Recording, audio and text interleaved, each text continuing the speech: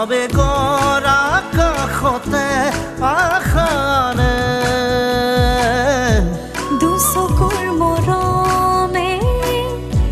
বাবৰ সলালে প্ৰণয়ৰ আবেশে